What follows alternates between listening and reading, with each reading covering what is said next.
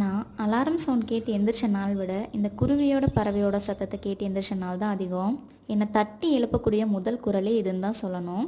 ஏன்னா காலையில் எந்திரிச்சதும் இதோட சவுண்ட்ஸ் கேட்கவே மனசுக்கு அவ்வளோ சூப்பராக இருக்கும். அன்றைக்கி டேவே செம பாசிட்டிவாக இருக்க மாதிரி ஃபீல் ஆகும்.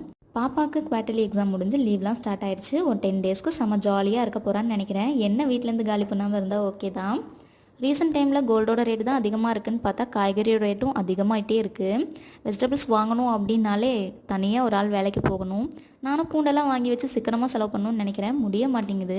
எப்படி வெளியே போகும்போது குளித்து அழகாக ரெடி ஆகிட்டு போகிறோமோ அப்போ ஒரு சந்தோஷம் இருக்கும் இல்லையா?